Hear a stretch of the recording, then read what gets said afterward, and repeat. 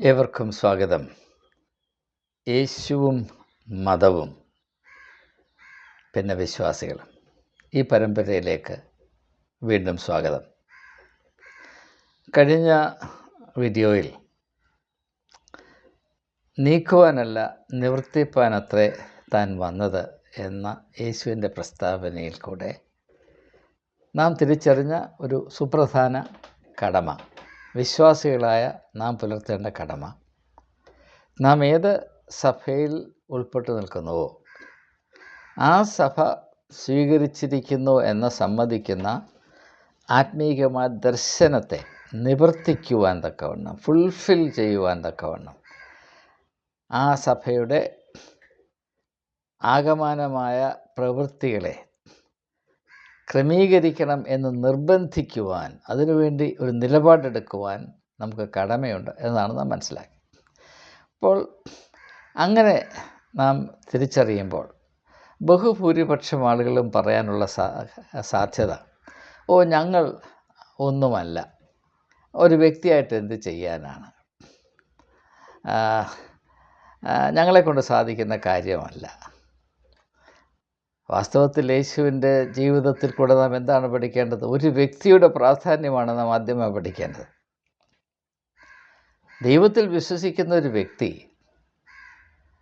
ആർക്കും തഴഞ്ഞു കളയാൻ വയ്യാത്തൊരസ്തിത്വമാണ്.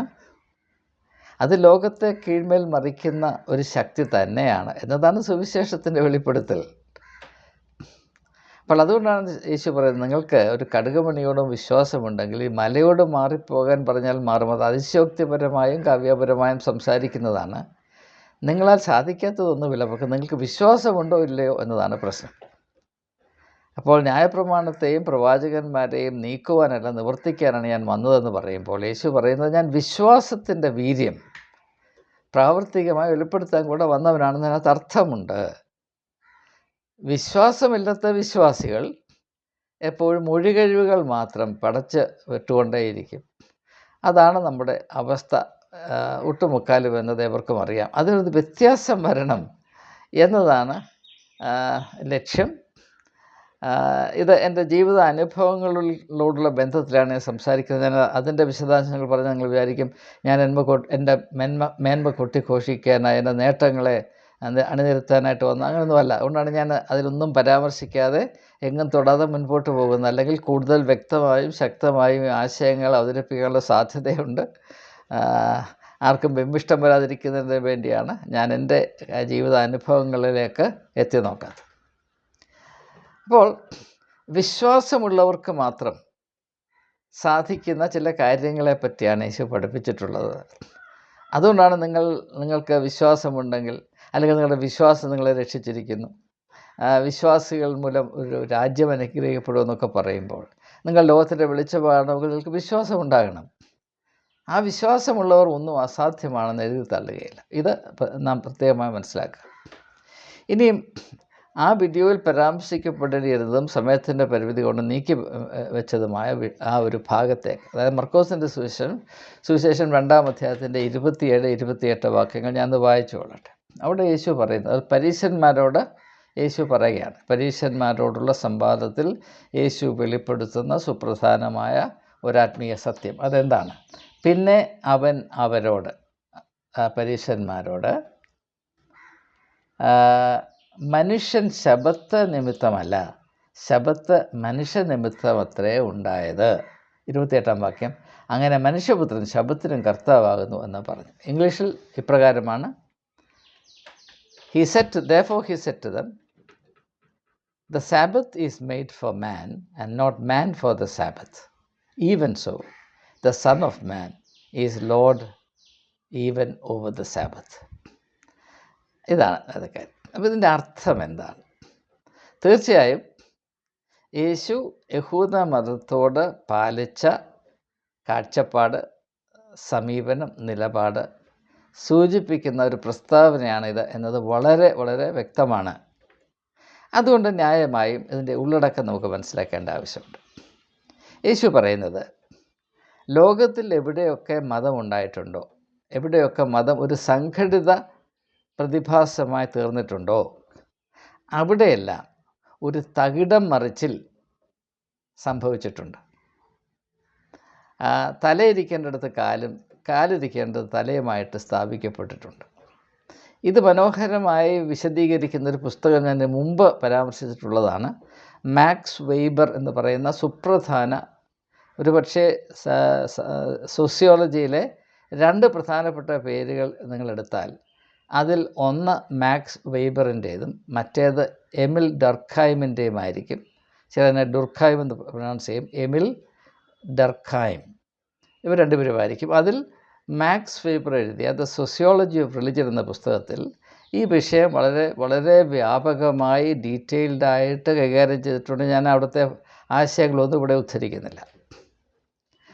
അപ്പോൾ ഒരു വലിയ തകിടം മറിച്ചിൽ, കീഴ്മേൽ മറിച്ചിൽ ഉണ്ടാകും. ഒരു മതത്തിൻ്റെ ആവിർഭാവം ഒരു പുതിയ ആത്മീയ ദർശനത്തിൻ്റെ പിറവിയോടുകൂടെയാണ്. എന്നാൽ ആ ആത്മീയ ദർശനത്തെ തകിടം മറിച്ചെങ്കിൽ മാത്രമേ അതിനെ ഒരു മതമായി സംഘടിപ്പിക്കാൻ സാധ്യമാകുകയുള്ളൂ. അതുകൊണ്ടാണ് യേശു പറഞ്ഞത്, ഞാൻ പോയി കഴിഞ്ഞാൽ എനിക്ക് ശേഷം കള്ളപ്രവാചകന്മാർ വരും നിശ്ചയമെന്ന് പറഞ്ഞ എൻ്റെ കാര്യം അതാണ്. കള്ളപ്രവാചകന്മാരെ സൂക്ഷിച്ചു കൊള്ളുവിൻ, അവർ ആട്ടിൻ രോമം ഇട്ടുകൊണ്ട് വരും, പക്ഷേ അകമയോ കടിച്ചു കീറുന്ന ചെന്നായ്ക്കളാകും ആണ് എന്ന് പറയുന്നതിൻ്റെ കാര്യം ഇവിടെയാണ്. അത് മനസ്സിലാകണമെങ്കിൽ ഈ യാഥാർത്ഥ്യം നാം മനസ്സിലാകണം. അപ്പോൾ അങ്ങനെയുള്ള ഒരു വലിയ തകിടം മറിച്ചിൽ, പക്ഷേ അത് നമുക്ക് തിരിച്ചറിയാൻ കഴിയാതെ പോകുന്നത് നാം കണ്ടതും കേട്ടതും അറിഞ്ഞതും നാളിതുവരെ അനുഭവിച്ചതുമെല്ലാം ഈ തകിടം മറിച്ചിലിൽ കൂടെ ഉണ്ടാക്കി വെച്ച വ്യവസ്ഥിതിയാണ്.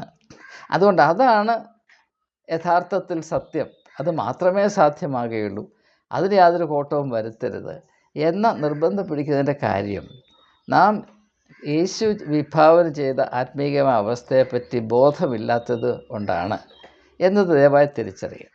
ഇത് ഞാൻ ഉണ്ടാക്കി പറയുന്നതല്ല, യേശുവിൻ്റെ വാക്കുകളിൽ നിന്ന് മാത്രം നാം പ്രാപിക്കുന്ന അറിവുകളാണ്. അതുകൊണ്ട് യേശു ഈ പ്രസ്താവനയിൽ കൂടെ എന്താണ് പറയുന്നത്? 2 സാധ്യതകൾ, മനുഷ്യനും ശബത്തും. ശബത്ത് എന്ന് പറഞ്ഞാൽ നമുക്കറിയാം, മതത്തെ ആകമാനം ഉൾക്കൊള്ളുന്ന ഒരു പദപ്രയോഗമാണ് ശബത്ത് എന്നുള്ളത്.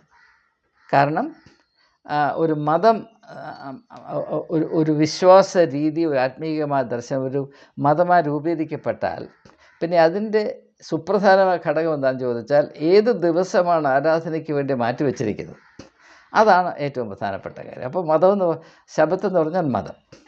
അപ്പോൾ മനുഷ്യനും മതവും ഇത് നമ്മുടെ ബന്ധം എന്തായിരിക്കണമെന്നാണ് യേശു പറയുന്നത്. ശബത്ത് മനുഷ്യന് വേണ്ടി ആയിരിക്കണം, മതം മനുഷ്യന് വേണ്ടി ആയിരിക്കണം, മനുഷ്യൻ മതത്തിന് വേണ്ടിയാകരുത് എന്ന് പറയേണ്ട ആവശ്യം എന്താണ്? എല്ലാ മതങ്ങളിലും അത് സംഘടിതമായി തീരുമ്പോൾ സംഭവിക്കുന്ന അട്ടിമറിയുടെ പരിണിതഫലം എന്താണ്? മനുഷ്യൻ മതത്തിന് വേണ്ടിയാണ്. ഇപ്പോൾ ഇതിൻ്റെ മറ്റൊരു ഉദാഹരണം പറഞ്ഞാൽ, രാഷ്ട്രീയം എടുക്കുമ്പോൾ മനുഷ്യൻ എന്തുകൊണ്ടാണ് ഒരു സ്റ്റേറ്റ്, ഒരു രാജ്യവും അതിൻ്റെ സർക്കാരും ഉണ്ടാക്കുവാൻ ശ്രമിച്ചത് എന്തിനാണ്? ഓരോ വ്യക്തിയുടെയും ജീവനും അവകാശവും സംരക്ഷിക്കപ്പെടുന്നതിന് വേണ്ടിയാണ്. പക്ഷേ സ്റ്റേറ്റ് രൂപീകരിക്കപ്പെട്ട് കഴിയുമ്പോൾ എല്ലാ വ്യക്തികളും സ്റ്റേറ്റിന് വേണ്ടി ആയിരിക്കണം, സ്റ്റേറ്റിന് വേണ്ടി മരിക്കേണ്ടി വന്നാൽ മരിക്കണം എന്ന ഒരു തകിടം മറിച്ചിലുണ്ടാകും. അതെല്ലായിടത്തും അങ്ങനെ ഉണ്ടാകും. ഇപ്പോൾ ഒരു വിദ്യാഭ്യാസ സ്ഥാപനം ആരംഭിക്കുന്നു. എന്തിനാണ്? ഒരു പ്രദേശത്തെ ആളുകൾക്ക് വിദ്യ ലഭിക്കുകയും അതുകൊണ്ട് അവർ മെച്ചപ്പെടുകയും ചെയ്യണം. അങ്ങനെ കുറച്ചങ്ങോട്ട് കഴിയുമ്പോൾ ആ ദർശനം നേരെ തലകുത്തി മറിഞ്ഞിട്ട് ഈ പ്രദേശത്തെ ആളുകൾ മുഴുവനും ഈ സ്ഥാപനത്തിന് വേണ്ടി ജീവിക്കണം. അങ്ങനെ കൈക്കൂലി ഉണ്ടാകുന്നു, നിയമനത്തിൽ അട്ടിമറി ഉണ്ടാകുന്നു, പലവിധമായ പ്രശ്നങ്ങളുണ്ടാകുന്നു. അത് നമുക്കറിയാം. അപ്പോൾ ഇത് നാം വളരെ ശ്രദ്ധിച്ച് വ്യക്തമായി മനസ്സിലാക്കേണ്ട ഒരു തകിടം മറിച്ചിലാണ്. അപ്പോൾ മനുഷ്യന് വേണ്ടി സ്ഥിതി ചെയ്യുന്ന ഒരു മത ദർശനം, നിലപാട് നമ്മുടെ ഇടയിലുണ്ടോ? നാം ആലോചിച്ച് നോക്കണം. അപ്പോൾ അങ്ങനെയാണെങ്കിൽ ഇപ്പോൾ ഞാൻ ഉൾപ്പെട്ടിരിക്കുന്ന സഭ, അതേത് സഭയുമായിക്കൊള്ളട്ടെ, CS ആയിക്കൊള്ളട്ടെ, മാർത്തോമായിക്കൊള്ളട്ടെ, ഓർത്തഡോക്സ് ആയിക്കൊള്ളട്ടെ, കത്തോലിക്ക ആയിക്കൊള്ളട്ടെ, എന്തുമായിക്കൊള്ളട്ടെ, ഞാൻ ഉൾപ്പെട്ടിരിക്കുന്ന സഭ എനിക്ക് വേണ്ടിയാണോ നിലകൊള്ളുന്നത്? അല്ല, സഭ പറയുന്ന കാഴ്ചപ്പാട് ഞാൻ സഭയ്ക്ക് വേണ്ടി നിലകൊള്ളേണ്ട, സഭയുടെ നിലനിൽപ്പിന് വേണ്ടി ആയിത്തീരേണ്ട കറവപ്പശുവാണോ ഞാൻ? എൻ്റെ അവസ്ഥ എന്താണ് എന്ന് വിശ്വാസി ചിന്തിക്കണ്ടേ? നിങ്ങളിൽ എത്ര പേർക്ക് ആത്മാർത്ഥമായി പറയാൻ കഴിയും, ഞങ്ങൾ ഉൾപ്പെട്ടിരിക്കുന്ന സഭ അല്ലെങ്കിൽ ഞങ്ങൾ ഉൾപ്പെട്ടിരിക്കുന്ന മത സംവിധാനം ഞങ്ങളുടെ നന്മയാണ് ഏറ്റവും പ്രധാനപ്പെട്ട മുൻകരുതലായി സ്വീകരിച്ച് പ്രവർത്തിക്കുന്നത്, അതിനെ മാത്രം ലാക്കാക്കി പ്രവർത്തിക്കുന്ന സഭയാണ് അല്ലെങ്കിൽ മത സംവിധാനമാണ് ഞങ്ങളുടേത് എന്നാർക്ക് പറയാൻ കഴിയും? യേശു പറയുന്നു, അങ്ങനെ എല്ലാവർക്കും ബോധ്യപ്പെടുന്ന ഒരവസ്ഥ ഉണ്ടാക്കണം. എന്നാൽ മാത്രമേ അത് യഥാർത്ഥത്തിൽ ദൈവിക അംശമുള്ള ഒരാത്മീയ പ്രസ്ഥാനമായി തീരുകയുള്ളൂ എന്നാണ് യേശുവിൻ്റെ പക്ഷം. ഇതെൻ്റെ അഭിപ്രായമല്ല, യേശുവിൻ്റെ പക്ഷമാണ്. അതുകൊണ്ട് ഞാനതിൽ ആത്മാർത്ഥമായി വിശ്വസിക്കുന്നത് കൊണ്ടും അപ്രകാരം തന്നെ ആജീവനാന്തം പ്രവർത്തിച്ചത് കൊണ്ടും ഞാൻ നിങ്ങളോടിത് പറയുകയാണ്. ഇനിയും ഈ ദർശനം കുറച്ചുകൂടെ വ്യക്തമാക്കുന്നതിനാണ് ദൈവരാജ്യത്തിൻ്റെ സ്വഭാവത്തെ വെളിപ്പെടുത്തുന്ന അനേകം ഉപമകളിൽ യേശു ഉൾപ്പെടുത്തിയൊരു ഉപമയുണ്ടല്ലോ, നഷ്ടപ്പെട്ട ആടിൻ്റെ ഉപമ. ലൂക്കോസിൻ്റെ സുവിശേഷം 15-ാം അധ്യായത്തിൽ 3 ഉപമകളുണ്ട്. അതിലൊന്നാണ് നഷ്ടപ്പെട്ട ആടിൻ്റെ ഉപമ, നഷ്ടപ്പെട്ട നാണയത്തിൻ്റെ ഉപമ, നഷ്ടപ്പെട്ട ആടിൻ്റെ ഉപമ, നഷ്ടപ്പെട്ട മകൻ്റെ ഉപമ. എല്ലാവർക്കും അറിയാവുന്ന കാര്യമാണ്. അത് നഷ്ടപ്പെട്ട ആടിൻ്റെ ഉപമ എന്താണ്? ഒരുത്തന് 100 ആടുണ്ടായിരുന്നു എന്ന് വയ്ക്കുക, 1 നഷ്ടപ്പെട്ടു പോയി. അപ്പം 100 ആടെന്ന് പറയുന്നത് മതമാണ്. അതിലൊന്ന് നഷ്ടപ്പെട്ടു. ഒരു വ്യക്തിക്ക് അപകടം വന്നു, അവൻ നഷ്ടപ്പെട്ടു പോയി, കൈവിട്ടുപോയി, അവൻ പടുകുഴിയിൽ വീണുപോയി.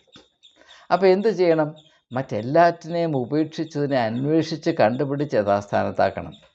അതാണ് മർക്കോസിൻ്റെ സുവിശേഷം 2-ാം അധ്യായത്തിൻ്റെ 27-ാം വാക്യത്തിൽ പറയുന്നത്. മനുഷ്യൻ ശബത്തിന് വേണ്ടിയല്ല, ശബത്ത് മനുഷ്യന് വേണ്ടിയായിരിക്കണം.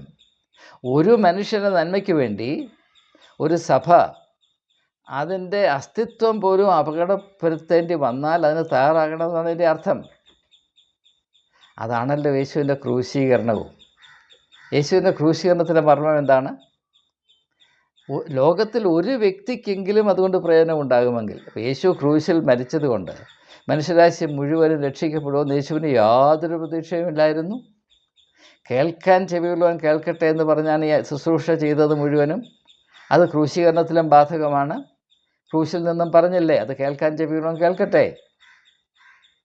എന്നാൽ ആർക്കെങ്കിലും വെളിപ്പാട് പുസ്തകം 3-ാം അധ്യായത്തിൻ്റെ 20-ാം വാക്യത്തിൽ യേശു എന്താണ് പറയുന്നത്? ഇതാ ഞാൻ കണ്ടാലും ഞാൻ വാതിൽക്കൽ നിന്ന് മുട്ടുന്നു, ആരെങ്കിലും എൻ്റെ ശബ്ദം കേട്ട് വാതിൽ തുറന്നാൽ, ആരെങ്കിലും ഒരു വ്യക്തിക്ക് പ്രയോജനം വന്നാൽ. എന്നോട് ഈ കാലത്ത് പലരും ചോദിക്കുന്നത്, താങ്കൾ ഈ വയസ്സുകാലത്ത് ഇങ്ങനെ അധ്വാനിച്ചിട്ട് വല്ല കാര്യമുണ്ടോ?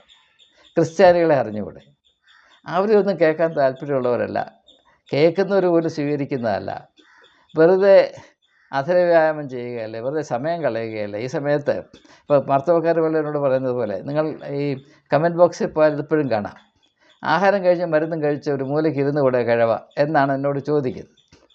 അത് ആ സഭയിൽ കൂടെ അദ്ദേഹം ലഭിച്ച ദർശനമാണ്. അദ്ദേഹത്തിൻ്റെ നന്മ അത്രമാത്രം വലുതാണ് എന്ന് നിങ്ങൾ മനസ്സിലാക്കിയാൽ മതി. ഇത് പൊതുവായ ഒരു കാഴ്ചപ്പാടാണ്. ഇങ്ങനെ മാത്രമാണ് മനുഷ്യർ കഴിയുന്നത്. ഓരോരുത്തരും അവരുടെ കാര്യം നോക്കുക, ആഹാരം കഴിക്കുക, മരുന്ന് കഴിക്കുക, മൂലയ്ക്കിരിക്കുക, പിന്നെ സ്വർഗത്തിൽ പോകാനായിട്ട് മുണ്ടലക്കുക. ഇതിനപ്പുറത്ത് ക്രിസ്ത്യാനിക്കൊരു ദർശനമില്ല എന്നൊരു യാഥാർത്ഥ്യം തന്നെയാണ്. അത് എവിടെ നിന്ന് പ്രാപിച്ചു? അതിൻ്റെ ഉത്തരം നിങ്ങൾ കണ്ടുപിടിച്ചാൽ മതി. അപ്പോൾ കാണാതെ പോയ ആടിനെ അന്വേഷിച്ച് യഥാസ്ഥാനപ്പെടുത്തേണ്ടതിന് വേണ്ടി 99നും അപകടം സാധ്യതയുണ്ടെങ്കിൽ പോലും അതൊരൊഴികഴിവാക്കി മാറ്റിവെക്കാതെ ആ നഷ്ടപ്പെട്ടു പോയ ഒരാടിൻ്റെ അവസ്ഥയെ ഓർത്ത് അതിനെ യഥാസ്ഥാനത്താക്കുന്നത് വരെയും ഊണില്ലാതെ ഉറക്കമില്ലാതെ പ്രവർത്തിപ്പാനുള്ള ഒരു ചുമതലയാണ് ഈ ആത്മീയതയുടെ സ്വഭാവം. ആത്മീയത ഇക്കണോമിക്സ് അല്ല, ഇത് കച്ചവടമല്ല, ഇത് ക്രയവിക്രയമല്ല, ഇത് ഫാക്ടറി നടത്തുന്നവർ നടത്തരുത് എന്ന വലിയ വെളിപ്പെടുത്തലല്ലേ അവിടെ ഉള്ളത്. അത് ചെവിക്കൊള്ളുന്ന ആരുണ്ട്? അങ്ങനെ പറയണമെന്ന് പറഞ്ഞാൽ ഇന്ന് ക്രിസ്ത്യാനി മണ്ടത്തരം പറയാതെ ഒരു ഇറങ്ങിപ്പോകുമെന്ന് പറയും. കാരണം അത്രമാത്രം ആത്മീയമായ പ്രബുദ്ധത പ്രാപിച്ച ആളുകളാണ് നാം എന്നുകൊണ്ട്. അപ്പോൾ ഇത് മനസ്സിലാക്കാം. ഇനി അടുത്തതായിട്ട്, യഥാർത്ഥത്തിൽ മതം മനുഷ്യന് വേണ്ടിയാണ്, ശബത്ത് മനുഷ്യന് വേണ്ടിയാണ് എന്ന് നാം വിശ്വസിച്ചാൽ എന്ത് സംഭവിക്കും? 1-2 കാര്യങ്ങൾ മാത്രം ഞാൻ സൂചിപ്പിച്ച് ഈ ചിന്ത അവസാനിപ്പിക്കാൻ പോവുകയാണ്. 1, മനുഷ്യർക്ക് നന്മ വരണമെങ്കിൽ അതിനു വേണ്ടി, അത് ഉറപ്പാക്കുന്നതിന് വേണ്ടി വിളിച്ചാക്കപ്പെട്ടിരിക്കുന്ന സഭ അതിൻ്റെ സൽഗുണപൂർണ്ണത പ്രാപിക്കുന്നതിന് വേണ്ടി നിരന്തരം ശ്രമിച്ചുകൊണ്ടിരിക്കും. അതുകൊണ്ടാണ് യേശു പറഞ്ഞത്, നിങ്ങൾ സൽഗുണപൂർണ്ണരാകുവിൻ. അത് വ്യക്തികളോടും സഭകളോടും പറയുകയാണ്. വ്യക്തികളോട് പറയുന്ന സഭയ്ക്ക് ബാധകമല്ല എന്ന് പറയാൻ സാധിക്കുമോ? നമ്മുടെ ഇടയിലുള്ള ഇപ്പോഴത്തെ ഒരു ചിന്ത എന്താണെന്ന് ചോദിച്ചാൽ, ഈ ധാർമ്മികമായ ബോധവും ദൈവഭയവും ഒക്കെ വ്യക്തികൾക്ക് മതി, സഭയ്ക്ക് വേണ്ട എന്നുള്ളതാണ്. അതൊരു വലിയ രസമായ വിഷയം തന്നെയാണ്. അതുകൊണ്ടാണ് സഭാ നേതൃത്വം വിശ്വാസികളെ, വ്യക്തികളെ നിരന്തരം ഉത്ബോധിപ്പിച്ചുകൊണ്ടേയിരിക്കും. നിങ്ങളത് ചെയ്യുവീൻ, ഇത് ചെയ്യുവീൻ, നിങ്ങൾ ദാനധർമ്മം ചെയ്യുവീൻ, നിങ്ങൾ ദൈവത്തെ അനുസരിപ്പീൻ, നിങ്ങൾ ഉപവസിപ്പീൻ, പ്രാർത്ഥിപ്പീൻ, ദൈവഹിതം അന്വേഷിപ്പീൻ, ദൈവരാജ്യത്തിന് വേണ്ടി നിലകൊള്ളും എന്നൊക്കെ നിരന്തരം നിങ്ങളെ ഉത്ബോധിപ്പിക്കുന്ന സഭാ നേതൃത്വം അതിനുവേണ്ടി നിൽക്കുകയില്ല. കാരണം നിങ്ങളും അവരും തമ്മിൽ യാതൊരു പൊരുത്തവുമില്ല. നിങ്ങൾക്ക് വേണ്ടി നിർദ്ദേശം നൽകാൻ വേണ്ടി മാത്രമാണ് അവർ നിലകൊള്ളുന്നത്. അപ്പോൾ ഈ പറയുന്ന കാര്യം സാധാരണക്കാർക്ക് മാത്രമാണ്, ഞങ്ങളെ അത് ബാധിക്കുന്നതല്ല എന്ന വിധത്തിലാണ് എല്ലാ സഭാ നേതൃത്വവും സ്ഥിതി എന്ന് കഴിഞ്ഞ അരനൂറ്റാണ്ട് അനുഭവം കൊണ്ട് എനിക്ക് സാക്ഷീകരിക്കാൻ കഴിയും. അത് സാധാരണക്കാർക്ക് എത്രമാത്രം പ്രകടമാകുമെന്ന് എനിക്കറിയില്ല. കാരണം ഇത് മറയ്ക്കുള്ളിൽ നടക്കുന്ന കാര്യങ്ങൾക്കൂടെ കാണുന്നൊരു വ്യക്തിക്ക് മാത്രമേ അതിൻ്റെ യാഥാർത്ഥ്യം തികച്ചും വ്യക്തമായി മനസ്സിലാക്കാൻ സാധ്യമാകുകയുള്ളൂ. അപ്പോൾ അതുകൊണ്ട് യഥാർത്ഥത്തിൽ ജനങ്ങളുടെ നന്മയ്ക്ക് വേണ്ടി നിലകൊള്ളുന്ന ഒരു സഭയുടെ സ്വഭാവം എന്തായിരിക്കും? യേശുവിൻ്റെ ഭാഷയിൽ മാത്രം പറഞ്ഞാൽ അത് സൽഗുണപൂർണ്ണത പ്രാപിക്കുന്നതിന് വേണ്ടി നിരന്തരം കരുതുകയും പ്രവർത്തിക്കുകയും ചെയ്യുന്ന അന്വേഷണ സ്വഭാവമുള്ള ഒരു സഭയായിരിക്കും. അങ്ങനെയുള്ള സഭ ഒരിക്കലും അതിൻ്റെ വൈകല്യങ്ങൾ നീതീകരിക്കുവാനോ മറച്ചു വെക്കാനോ അത് ചൂണ്ടിക്കാണുന്ന ആളുകളുടെ തല കൊയ്യുവാനോ ശ്രമിക്കുകയില്ല, ചിന്തിക്കുക പോലും ചെയ്യുകയില്ല എന്നാണ് എൻ്റെ അർത്ഥം. ആരെങ്കിലും സഭയുടെ അപാകതകളെ വിമർശിച്ചാൽ അവരെ അടിച്ചമർത്തണം എന്ന് നിർബന്ധം കാണിക്കുന്ന സഭ അത് ജനങ്ങൾക്ക് വേണ്ടി സ്ഥിതി ചെയ്യുന്ന സഭയല്ല. ആ സഭ തന്നെ ദൈവത്തിൻ്റെ സ്ഥാനത്ത് സ്ഥാപിച്ച് ഒരു ബിംബാരാധന പോലെ നടക്കുന്ന സ്ഥിതി ചെയ്യുന്നൊരു സഭയാണ്. സഭ ഒരു ബിംബമായി തീരുമ്പോൾ ഇങ്ങനെയുള്ള ബുദ്ധിശൂന്യത വലിയ ആഭരണമായും ഭക്തിയായും മനുഷ്യർ ചിന്തിച്ചു പോകും. അത് സ്വാഭാവികമാണ് എന്നത് തിരിച്ചറിയുവാൻ ഈ വൈകിയ വേളയിലെങ്കിലും വിശ്വാസ സമൂഹം ധൈര്യം കാണിക്കണമെന്നൊരു അഭ്യർത്ഥന എനിക്കുണ്ട്. അപ്പോൾ ആദ്യമായി നാം മനസ്സിലാക്കേണ്ടത്, സഭ അല്ലെങ്കിൽ മതം മനുഷ്യന് വേണ്ടിയാണെങ്കിൽ അതിൻ്റെ ചുമതലയുള്ള ആളുകൾ സഭയുടെ ആകമാനമായ കാഴ്ചപ്പാട്, അസ്തിത്വം സൽഗുണപൂർണ്ണതയിലേക്കുള്ള ഒരു വ്യഗ്രതയായിരിക്കും. രണ്ടാമത് അതുകൂടെ പറഞ്ഞിട്ട് ഞാൻ നിർത്താം. അതിൽ ഒരന്വേഷണ ബുദ്ധി ഉണ്ടായിരിക്കും. അതെന്താണ്? ലൂക്കോസിൻ്റെ സുവിശേഷം 19-ാം അധ്യായത്തിൻ്റെ 10-ാം വാക്യം യേശു പറയുന്നു, മനുഷ്യപുത്രൻ കാണാതെ പോയതിനെ അന്വേഷിച്ച് യഥാസ്ഥാനത്താക്കുവാൻ വന്നതാണ്. പ്രിയമുള്ള സുഹൃത്തുക്കളെ, സൽഗുണപൂർണ്ണതയുടെ ഏറ്റവും ആധികാരികമായ സ്വഭാവം എന്താണെന്നറിയാമോ? കാണാതെ പോയതിനെ അന്വേഷിക്കുവാനുള്ള വലിയ ആഗ്രഹമാണ്, അടക്കാനാവാത്ത ആഗ്രഹമാണ്. എന്നാൽ സൽഗുണപൂർണ്ണത പ്രാപിപ്പാൻ താല്പര്യമില്ലാത്ത ഒരു സഭയും ഒരു വ്യക്തിയും കാണാതെ പോയതിനെ അന്വേഷിക്കുകയോ ബലഹീനമായതിനെ ശക്തിപ്പെടുത്തുകയോ മുറിവേറ്റതിന് ശുശ്രൂഷ ചെയ്യുകയില്ല. ആ വെളിപ്പെടുത്തലാണ് ലൂക്കോസിൻ്റെ സുവിശേഷം 10-ാം അധ്യായത്തിൽ യേശു നൽകുന്ന വിശ്വവിഖ്യാതമായ ആ ഉപമ, നല്ല ശമരിക്കാരൻ്റെ ഉപമ. അവിടെ മുറിവേറ്റ് കിടന്ന ഒരു പഥികനെ കണ്ടിട്ട് പുരോഹിതൻ മുഖം തിരിഞ്ഞ് നടന്നുപോയി എന്ന് പറഞ്ഞാൽ അവൻ്റെ അവസ്ഥ നിങ്ങൾ മനസ്സിലാക്കണം. മുറിവ് കെട്ടി ആ അപകടത്തിലായിരിക്കുന്ന വ്യക്തിക്ക് ശുശ്രൂഷ ചെയ്യുവാൻ ആ പുരോഹിതനെ കൊണ്ട് കഴിയില്ല. കാരണം അവൻ്റെ ചിന്ത ലോകം മുഴുവനും അവൻ പ്രതിനിധാനം ചെയ്യുന്ന ഈ മതസംവിധാനത്തിൻ്റെ ഗുണത്തിന് വേണ്ടി മാത്രം നിൽക്കണം. മതസംവിധാനത്തിനോ ജനങ്ങളോട് യാതൊരു ഉത്തരവാദിത്വവും പ്രതിപത്തിയും ആവശ്യമില്ല. മതം ഒരു വൺ വേ ട്രാഫിക്കാണ് എന്ന് ചിന്തിക്കുകയും നിർബന്ധിക്കുകയും ചെയ്യുന്നത് എക്കാലത്തും പുരോഹിത വർഗത്തിൻ്റെ പ്രത്യേകതയായിരുന്നുവെന്ന് യേശു തിരിച്ചറിയുകയും വളരെ കാര്യക്ഷമമായി വെളിപ്പെടുത്തുകയും ചെയ്തിട്ടുണ്ട്. പക്ഷെ അന്ധരായി പോയാൽ എന്ത് ഗുണം? ഇതിനേക്കാൾ സ്പഷ്ടമായ എന്ത് വെളിപ്പെടുത്തലാണ് നടത്തേണ്ടത്? അപ്പോൾ മനുഷ്യർക്ക് വേണ്ടി സഭ ആക്കി വയ്ക്കപ്പെട്ടിരിക്കുന്നുവെന്ന് യേശു പറയുമ്പോൾ, യേശുവാണല്ലോ സഭയുടെ കർത്താവ്, സഭയുടെ നാഥൻ, സഭയുടെ മണവാളൻ. സഭ യേശുവിൻ്റെ മണവാട്ടിയാണല്ലോ. അപ്പോൾ മണവാളൻ പറയുന്നെങ്കിലും കേൾക്കട്ടെ, ഞാൻ പറയുന്നത് കേൾക്കണ്ട.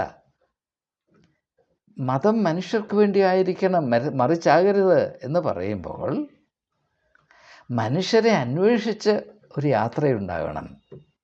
പക്ഷേ മതം സംഘടിതമായി കഴിഞ്ഞാൽ എന്ത് സംഭവിക്കും?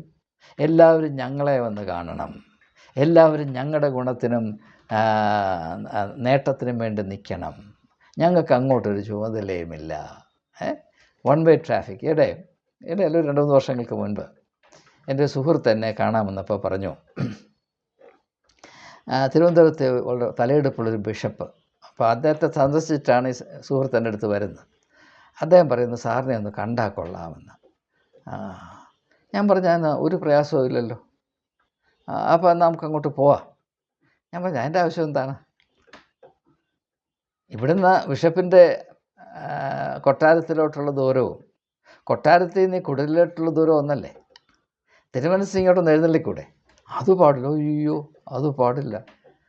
അതെങ്ങനെയാണ് സാറിന് ചിന്തിക്കാൻ ഒക്കുന്നത് എന്നോട് ചോദിക്കുന്നത്? ഒരു തിരുമനസ് സാറിനെ വന്ന് കാണുക എന്ന് പറഞ്ഞാൽ അതെങ്ങനെയാണ് ഒക്കുന്നത് എന്നാണ് ചോദിക്കുന്നത്. അപ്പോൾ നിങ്ങൾ ആലോചിച്ച് നോക്കണം. കാണാതെ പോയതിനെ അന്വേഷിച്ച് കണ്ടുപിടിക്കാൻ വന്നവൻ്റെ പേരിൽ നടത്തുന്ന ഈ കോലാഹലങ്ങൾ, ഈ നാടകങ്ങൾ. ഒരു വ്യക്തിയെ, ഒരു മെത്രാൻ പ്രായമുള്ള ഒരുത്തിനെ പോയി ഒന്ന് കണ്ടാൽ അദ്ദേഹത്തിൻ്റെ അധികാരം പോകുമെന്നാണ് പറയുന്നത്, അദ്ദേഹത്തിൻ്റെ ചെരുപ്പ് തേഞ്ഞ് പോകുമെന്നാണ് ഈ പറയുന്നത്. ഇതാണ് സ്വഭാവം. എന്നാൽ അതേസമയം തന്നെ ഞാനിപ്പോൾ സത്യം ഞാൻ നിങ്ങളോട് പറയട്ടെ, എനിക്കുണ്ടായിരുന്ന ഔദ്യോഗികമായ പദവികൾ ഉപയോഗിച്ച് എനിക്ക് കോടിക്കണക്കിന് രൂപ ഉപയോഗിക്കാമായിരുന്നു. ഞാനിത് ആദ്യമായിട്ട് ജീവിതത്തിൽ പറയുകയാണ്. ഞാനതൊക്കെ സാധാരണ മിടുക്കന്മാർ ചെയ്യുന്നത് പോലെ പ്രയോജനപ്പെടുത്തി ഞാൻ വലിയ സമ്പത്തിൻ്റെ മുകളിലിരുന്നെങ്കിൽ ഈ പറയുന്ന ബിഷപ്പും അനേക ബിഷപ്പുമാരും എന്നെ കാണാൻ വരുമായിരുന്നു. യാതൊരു സംശയവും വേണ്ട. തിരുമേനിമാർ പോയി കാണത്തില്ല എന്നൊക്കെ പറയുന്നത് വെറും മണ്ടത്തരമാണ്. എന്നെ പല തിരുമേനിമാരും വന്ന് കണ്ടിട്ടുണ്ട്. ഞാൻ വലിയ പദവിയിലിരുന്നപ്പോൾ വന്ന് കണ്ടിട്ടുണ്ട്, ബഹുമാന പുരസ്സരം വന്ന് കണ്ടിട്ടുണ്ട്. ഞാനങ്ങോട്ട് വന്നോട്ടെ എന്ന് അവതാ ചോദിച്ച ബിഷപ്പന്മാരുണ്ട്, ഇങ്ങോട്ട് വരണ്ട എന്ന് ഞാൻ അങ്ങോട്ട് പറഞ്ഞ ബിഷപ്പന്മാരുമുണ്ട്. അനുഭവം കൊണ്ട് ഞാൻ നിങ്ങളോട് പറയാം. പക്ഷേ ഇന്നും ഞാൻ പറയട്ടെ, ഇന്നും മെത്രാന്മാർ അന്വേഷിച്ചു ആരാണ്? പണച്ചാക്കളുടെ വീട്ടിൽ മാമോദീസായുണ്ടോ, വിവാഹമുണ്ടോ, മരണമുണ്ടോ, അവിടെ മെത്രാൻ വന്നിരിക്കും. അതിന് സംശയം വല്ലതും ഉണ്ടോ?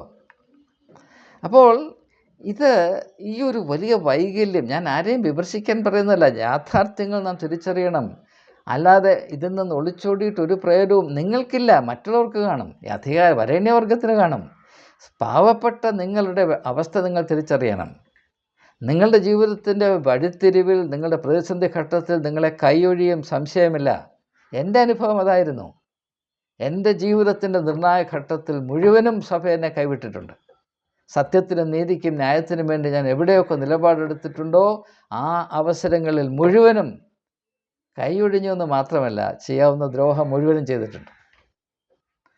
അപ്പം ഇത് അനുഭവം കൊണ്ട് ഇത് സത്യമായി ഞാൻ അനുഭവത്തിൽ സാക്ഷ്യപ്പെടുത്തുകയാണ്. അപ്പോൾ ഇത് ജനങ്ങൾക്ക് വേണ്ടിയുള്ള പ്രസ്ഥാനമേ അല്ല. ജനങ്ങൾ ഞങ്ങളുടെ കറവ പശുക്കളാണെന്ന ഒറ്റ കാഴ്ചപ്പാടിൽ വെച്ച് പുലർത്തിയിരിക്കുന്ന യേശു വിഭാവന ചെയ്ത ആത്മീയമായ ദർശനത്തിന് ഇത്രമാത്രം വിരുദ്ധമായി പ്രവർത്തിക്കാവുന്നൊരു സംവിധാനം മനുഷ്യനെങ്ങനെ മെനഞ്ഞെടുക്കുമെന്ന് ഞാൻ അത്ഭുതപ്പെട്ടിട്ടുണ്ട്. അതിൻ്റെ വിവിധമായ രോഗലക്ഷണങ്ങൾ അടിക്കടി വെളിയിൽ വന്നിട്ടും എന്തുകൊണ്ടാണ് ഇങ്ങനെ സംഭവിക്കുന്നത് എന്തെങ്കിലും ആളുകളൊന്ന് അന്വേഷിക്കണ്ടേ? അത് അന്വേഷിച്ചാലും ആരും അന്വേഷിച്ചായിട്ട് ഞാൻ കാണുന്നില്ല. എന്നെ അത്ഭുതപ്പെടുത്തുകയാണ്.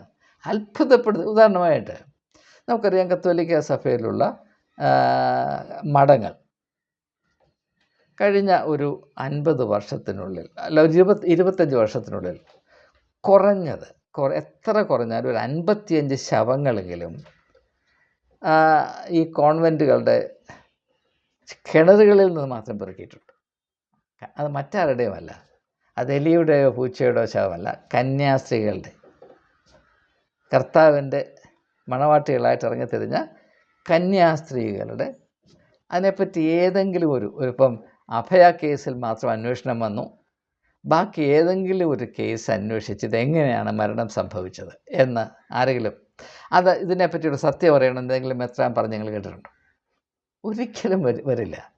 കാരണം അവർ പാവപ്പെട്ട വീട്ടിലെ. ഇനി മറ്റൊരു കാര്യം നിങ്ങൾ ശ്രദ്ധിച്ചിട്ടുണ്ടോ? ഇങ്ങനെ കന്യാസ്ത്രീ മഠങ്ങളിൻ്റെ കിണറുകളിൽ നിന്ന് പിറക്കുന്ന ശവങ്ങളിൽ ഒന്നുപോലും നല്ല സാമ്പത്തിക ശേഷിയുള്ള കുടുംബത്തിൽ നിന്ന് വന്ന ഒരു കന്യാസ്ത്രീയുടെ ആയിരിക്കില്ല. ഇന്ന് വരെയല്ല, ഞാൻ പ്രത്യേകം ശ്രദ്ധിച്ചിട്ടുണ്ട്. തീരെ പട്ടിണി പാവങ്ങൾ എന്ന് പറയുന്ന ആ പശ്ചാത്തലത്തിൽ നിന്ന് വരുന്ന കന്യാസ്ത്രീകളുടെ ശവങ്ങൾ മാത്രമേ കിണറുകളിൽ പൊങ്ങിയിട്ടുള്ളൂ. ഇതൊക്കെ എന്തുകൊണ്ടാണെന്ന് നിങ്ങൾ മനസ്സിലാക്കണ്ടേ. ഞാനിത് ഒരു സഭയുടെ മാത്രം പ്രശ്നമായിട്ട് പറയുന്നില്ല. നിങ്ങൾ ഏത് സഭയിൽ പോയാലും നിങ്ങൾ പണച്ചാക്കല്ലയോ നിങ്ങൾ നിന്ന അനുഭവിച്ചിരിക്കും, നിങ്ങൾ അവഗണിക്കപ്പെട്ടിരിക്കും, യാതൊരു സംശയം. എന്തുകൊണ്ടാണ്? ഞാൻ അതിൽ പരാതി പറയാനല്ല, ഒരു ഉദാഹരണമായിട്ട് ഞാൻ പറയുന്നു. ഇതൊന്നും മനുഷ്യന് വേണ്ടി സൃഷ്ടിച്ചിട്ടുള്ളതല്ല. മനുഷ്യർ ഞങ്ങൾക്ക് വേണ്ടി നിർമ്മിച്ചു വെച്ചിട്ടുള്ള പിണ്ണാക്കാണ്. പശുവിനും കാളയ്ക്കും കൊടുക്കുന്ന പിണ്ണാക്ക് പോലെയാണ് മനുഷ്യർ ഞങ്ങൾക്ക് എന്ന് വിശ്വസിക്കുന്ന ഒരു കൂട്ടമാണ്. ഇത് സത്യമാണ്, ഇത് പറഞ്ഞാൽ മതിയാകുകയുള്ളൂ. ഇതുകൊണ്ടാണ് ഞാൻ 30 വർഷങ്ങൾക്ക് മുൻപ് മതപരിവർത്തനം നടത്തുന്നതിനെതിരായ ഒരു ശബ്ദം ഉയർത്തിയത്. എന്തുകൊണ്ടാണ്? എനിക്ക് നന്നായി മനസ്സിലായി. അവിടെ നിന്നും ഇവിടെ നിന്നും പാവപ്പെട്ട ആളുകളെ അവിടെ പട്ടിണി, അവിടെ നിസ്സഹായത ചൂഷണം ചെയ്തുകൊണ്ട് ഇങ്ങോട്ട് വലിച്ചുകൊണ്ട് വരികയും അവരെ പിന്നെ തിരിഞ്ഞു നോക്കാതെ അവിടെ അവസ്ഥ പൂർവാധികമായി മോശമായി തീരുകയും ചെയ്താൽ, അങ്ങനെ ആളുകൾ വരുമ്പോൾ 2 ഗുണമാണ് സഭാ നേതൃത്വത്തിനുള്ളത്. ഒന്ന്, ഞാൻ വലിയ സഭയുടെ നേതാവാണ്. ഈയിടെ CSIയുടെ മുൻ മോഡറേറ്ററായിരുന്ന ഒരു മഹാൻ, അദ്ദേഹത്തിൻ്റെ പേര് തോമസ് എന്നാണ്. അദ്ദേഹം പറഞ്ഞുകൊണ്ട് നടക്കും, ഞാൻ 45 ലക്ഷം ആളുകളുടെ അധിപനാണ്, 40 ലക്ഷം വിശ്വാസികൾ എൻ്റെ കീഴിലുണ്ട്. ഇപ്പോൾ അവിടെ ഇവിടെയും മുസ്ലിം പള്ളിയുടെ കീഴിൽ ശിവലിംഗം ഇരിക്കുന്നത് പറയുന്നത് പോലെയാണ്. ഇദ്ദേഹം മുസ്ലിം പള്ളിയും ക്രിസ്ത്യാനി അദ്ദേഹത്തിൻ്റെ കീഴിൽ കിടക്കുന്ന ശിവലിംഗവുമാണ് എന്നും പറഞ്ഞാണ് ഇദ്ദേഹം തോമസ് കെ ഉമ്മൻ എന്ന് പറയുന്ന ഒരു മോഡറേറ്റർ. അദ്ദേഹം പുരോഹിതനായിരുന്നപ്പോൾ തൊട്ട് എനിക്കറിയാം. അന്നൊക്കെ വലിയ ആദർശം പറഞ്ഞ് നടന്ന മനുഷ്യൻ കുപ്പായത്തിന് നിറം കഴിഞ്ഞപ്പോൾ നേരെ തികച്ചും ഒന്നാം തരം ഫസ്റ്റ് ക്ലാസ് തെമ്മാടി പോലെയാണ് പിന്നെ പ്രവർത്തിച്ചത്. 45 ലക്ഷം ആളുകൾ എൻ്റെ കീഴെ കിടക്കുന്നു എന്ന് പറഞ്ഞ് നടന്നു. അപ്പോൾ ഈ സംഖ്യ വർദ്ധിക്കുമ്പോഴും ഇവരുടെ ഈഗോ അങ്ങ് ബലൂൺ പോലെ വീർത്ത് പിന്നെ കുറച്ച് സാമ്പത്തിക വരുമാനം കൂടും. ഇതല്ലാതെ ജനം ഞങ്ങൾക്ക് വേണ്ടിയുള്ള പിണ്ണാക്കാണ് എന്നതിനപ്പുറത്ത് ചിന്തിക്കുന്ന ഒരു മെത്രാനെയും നാളിതുവരെ ഞാൻ കണ്ടിട്ടില്ല. പാവപ്പെട്ടവനെ പുറംകാലുകൊണ്ട് തട്ടുന്നവനെ ഞാൻ കണ്ടിട്ടുള്ളൂ. ചങ്ക പൊടിഞ്ഞുകൊണ്ടാണ് നിങ്ങളോട് പറയുന്നത്. ഇതൊക്കെ മുൻപേ കണ്ടുകൊണ്ടാണ് യേശു പറയുന്നത്, മതം മനുഷ്യന് വേണ്ടിയല്ല, മതം മനുഷ്യന് വേണ്ടിയായിരിക്കണം. അങ്ങനെയാകുമ്പോൾ 2 പ്രധാനപ്പെട്ട സൂചനകൾ ഞാൻ നൽകി. ഒന്ന്, യഥാർത്ഥത്തിൽ മനുഷ്യന് വേണ്ടി നിലകൊള്ളുന്നൊരു മതം അല്ലെങ്കിൽ ഒരു സഭ നിരന്തരം സൽഗുണപൂർണ്ണത പ്രാപിക്കുന്നതിന് വേണ്ടി അന്വേഷിച്ചും അധ്വാനിച്ചും ശ്രമിച്ചും കൊണ്ടേയിരിക്കും. അങ്ങനെയുള്ള സഭ വിമർശനത്തെ ക്രിയാത്മകമായി സ്വീകരിക്കുകയും അതിലെന്തെങ്കിലും തിരുത്തലുകൾ ആവശ്യമുണ്ടെങ്കിൽ, തങ്ങളുടെ നിലപാടിൽ എന്തെങ്കിലും തിരുത്തൽ ആവശ്യമുണ്ടെങ്കിൽ അത് സസന്തോഷം സ്വീകരിക്കുകയും ചെയ്യും. ഇപ്പോൾ വ്യക്തിപരമായ ജീവിതത്തിൽ ഞാൻ വിമർശനം സ്വീകരിക്കുന്നവനും അത് മുഖാന്തരം ഏതെങ്കിലും വിധത്തിൽ എനിക്ക് നന്മ പ്രാപിപ്പാൻ, കുറച്ചുകൂടെ മെച്ചപ്പെടുവാൻ സാധിക്കുമോ എന്ന് നിരന്തരം അധ്വാനിക്കുന്നതും അതുകൊണ്ട് എന്ത് നന്മ പ്രാപിക്കാൻ കഴിയുമെന്ന് വ്യക്തിപരമായി സാക്ഷീകരിപ്പാൻ കഴിയുള്ളതുകൊണ്ട് ഞാൻ പറയുകയാണ്. അതേസമയം ഞാൻ എല്ലാറ്റിനും മതിയായവനാണ് എന്ന് പറയുമ്പോൾ ആരെങ്കിലും എന്നെ വിമർശിച്ചാൽ അവനെപ്പറ്റി എനിക്ക് ഭയങ്കര ദേഷ്യം വരും. അതേസമയം വിമർശനമായിരിക്കണം. വെറും ചീത്ത വിളിക്കുന്നത് വിമർശനമല്ലാതെ മറ്റൊരു വിഷയമാണ്. ഞാൻ കൂടുതലായി അത് കൈകാര്യം ചെയ്യുന്നില്ല. അപ്പോൾ ജനത്തിനു വേണ്ടി സ്ഥിതി ചെയ്യുന്ന ഒരു സഭ അല്ലെങ്കിൽ ഒരു മതം അതെപ്പോഴും സൽഗുണപൂർണ്ണതയ്ക്ക് വേണ്ടി വ്യഗ്രത കൊണ്ടും അധ്വാനിച്ചുകൊണ്ടും അന്വേഷിച്ചുകൊണ്ടും ഇരിക്കും. രണ്ടാമത്, അത് ജനങ്ങളുടെ മധ്യത്തിലേക്ക് കടന്നു ചെന്ന് അവരുടെ അവസ്ഥയോട് താതാത്മ്യം പ്രാപിക്കും. എപ്രകാരം? ഈ നഷ്ടപ്പെട്ടു പോയ ആടിൻ്റെ ഉപമയിൽ 100 ആടുണ്ടായിരുന്ന ആട്ടിടയൻ നഷ്ടപ്പെട്ടു പോയ ആടിനെ അന്വേഷിച്ച് പോകാന്ന് പറഞ്ഞാൽ അതിൻ്റെ അവസ്ഥയോട് താതാത്മ്യം പ്രാപിച്ച് അത് ആയിരിക്കുന്ന ആ വിമിഷ്ടത്തിൻ്റെയും അരിഷ്ടത്തിൻ്റെയും അവസ്ഥയിൽ നിന്ന് കരയേറ്റുന്നത് വരെ അതിൻ്റെ അവസ്ഥയോട് താതാത്മ്യം പ്രാപിക്കുന്ന ആ ഒരു സമീപനം ഉണ്ടായിരിക്കും. അതുകൊണ്ടാണ് യേശു പറയുന്നത്, നിങ്ങൾ എന്നിൽ വസിപ്പിൻ, ഞാൻ നിങ്ങളിലും വസിക്കാം. ഇപ്രകാരം ഒരു സഭയിലെ പാവപ്പെട്ട ആളുകളോട് ഏതെങ്കിലും മെത്രാൻ പറയുന്നത് നിങ്ങളൊന്ന് വിഭാവന ചെയ്ത് വയ്ക്കുക, നിങ്ങൾ എന്നിൽ വസിപ്പിൻ, ഞാൻ നിങ്ങളിൽ വസിക്കാൻ. അയ്യോ നിങ്ങൾ ബോധപ്പെട്ടു പോകും. അങ്ങനെ പറയണമെന്ന് നിങ്ങൾ മെത്രാനോട് പറഞ്ഞാൽ മെത്രാനും ബോധം കിട്ടുപോകും. അതുപോട്ടെ, അതും സാരമില്ല. മെത്രാൻ നിന്നിൽ വസിക്കും, നിനക്ക് മെത്രാനിൽ വസിക്കാമെന്ന് ചോദിച്ചാൽ പാവപ്പെട്ടവൻ ബോധം കിട്ടുപോകും. കാരണം നാം ആകെപ്പാടെ എല്ലാം കൂടെ ഉണ്ടാക്കി വെച്ചിരിക്കുന്നത് ഇത്ര മാത്രമേ ഉള്ളൂ. മെത്രാൻ അങ്ങ് കൊട്ടാരത്തിലിരിക്കുന്നു, പാവപ്പെട്ടവൻ കുഴിയിൽ കിടക്കുന്നു. കുഴി കിടക്കുന്ന പാവപ്പെട്ടവൻ മെത്രാൻ്റെ മേന്മയ്ക്ക് വേണ്ടി മാത്രം പ്രവർത്തിക്കാൻ ബാധ്യസ്ഥനാണ്, തിരിച്ചിങ്ങോട്ട് കടമയൊന്നുമില്ല.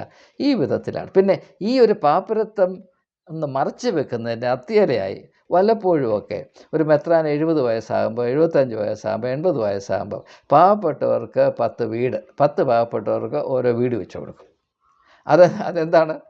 1000 വീട് വെക്കാനുള്ള സമ്പത്ത് അവിടെ നിന്ന് ഇവിടുന്നൊക്കെ ശേഖരിച്ചിട്ടാണ് എന്നാൽ പിടിച്ചോ 10 വീട് എന്ന് പറഞ്ഞ് വെക്കുന്നത്. ഇത് സ്വന്തം മനസാക്ഷിയുടെ കുത്തിൽ നിന്ന് രക്ഷപ്പെടാനായിട്ട് ചെയ്യുന്ന ചില പ്രക്രിയ. ഞാൻ സമയം അതിക്രമിക്കുന്നതുകൊണ്ട് കൂടുതലായി. അപ്പം ദയവായി മനസ്സിലാക്കുക, യേശുവിൻ്റെ കാഴ്ചപ്പാട് എന്താണ്?